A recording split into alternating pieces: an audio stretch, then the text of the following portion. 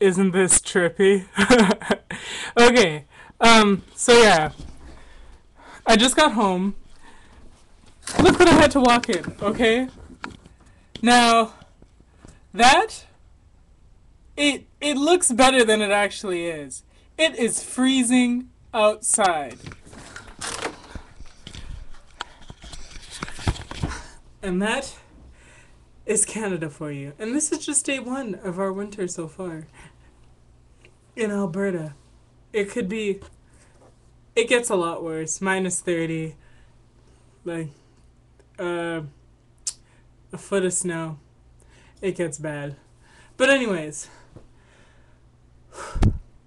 so today at school we had this presentation um, by this guy. I forget his name. I actually feel bad that I do forget his name because what he was talking about was really interesting. He worked is still working with Greenpeace. And he's been involved in the Occupy movement here in Canada. Now, you see, I think the issue a lot of people have with the Occupy movement is nobody understands what they're doing. Like, we all get it. They're all pissed. They don't like corporations.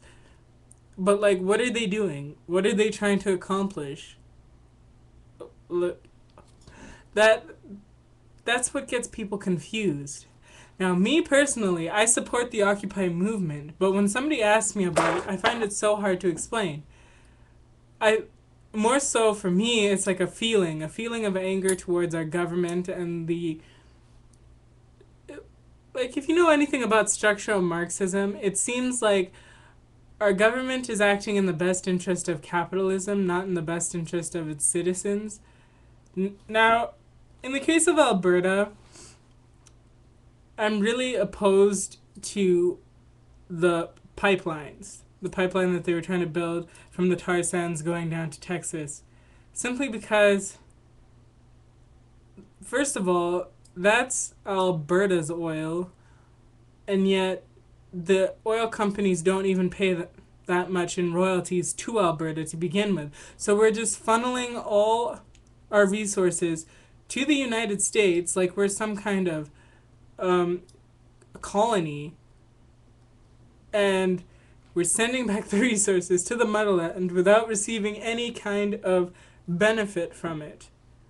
Now, if you look at how Norway, I think it's Norway, how they manage their oil, it's a lot better than how Alberta manages their oil. And the funny thing is, they make a lot more money off the same amount of oil, which doesn't make any sense to me. And as you all know, I do not like Harper, but he seems to be okay with um, infringing on people's rights, whether it be the native people, whether it be, I guess, well, natives are Canadians, but what I mean is, like, I don't know, people who have to pay taxes. Let's put it that way. I don't know how to phrase it.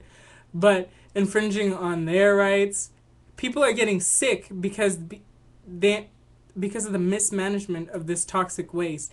And then you mean to tell me, okay, let's destroy the environment for the natives, let's destroy the environment for Canadians, and then you know what? Let's destroy the environment for Americans. It's funny how we don't get a say in this, whether or not we want it or not. It's like, okay, Harper and big business, let's get together, let's talk about it. Let's do it without talking to the Canadian people. I'm pretty sure a majority of people don't want cancerous substances in their drinking water or affecting their food. But, so that's, to me, is what the Occupy movement represents. The fact that it's like our government can be bought. Corporations have no business in government. They shouldn't be funding government because that's what's leading to this bias. We're acting in the best interest of the corporation because the corporation is funding the government. Quite frankly, I don't like Harper because he doesn't really care about anyone. Why do we keep voting conservative people? Why? Why? Like, what is so bad about, I don't know, NDP without Jack Layton? I'm kind of scared because, I don't know. Something about Jack Layton gave me confidence. So, you know what? Let's vote Green Party, and at least their goals are taking care of the environment. If you take care of the environment, at least you know that your health should be relatively safe. But if we keep voting conservatives, they're gonna keep allowing us to develop in the tar sands, and they're gonna release all these greenhouse gases, and it's just bad. You should have been at that presentation. I was scared. I'm like, oh my god, oh my god, we're all gonna die in like 10 years if this keeps on going. And not just that, even right now, I am scared to drink water. He showed us. Do you know what they do with that waste? The water they use to like filter the oil? They just leave it there and it leaches into the river. And that's why all the people around this area, they're getting things like cancer, lupus, just it's ridiculous in like high like abnormal amounts. And you mean to tell me that it could come into my water supply? It children could be drinking that water? That just scares me. So, okay. What I think the Occupy movement needs to do is be a bit more aggressive. Utilize the media. Let people know what you want to do, what you're trying to do. Because right now, the mass media is kind of spinning it in the opposite direction. Like, a lot of people think, oh, these people are just lazy, they don't want to go to work. Like, they'd be more productive if they were going to work, that these people are causing problems. I even saw in the Metro that they were saying that yeah, we need to get rid of these Occupy camps because people are doing drugs and lighting bonfires and all this stuff. And I'm like, this is not the message these people want to get out. So, you know what? Talk to the press. Videotape everything.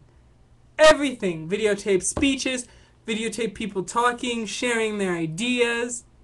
Videotape even the police brutality, these people antagonizing you. Videotape it. Put it up on YouTube. Let everybody see. I mean, I saw an excellent video with David Suzuki.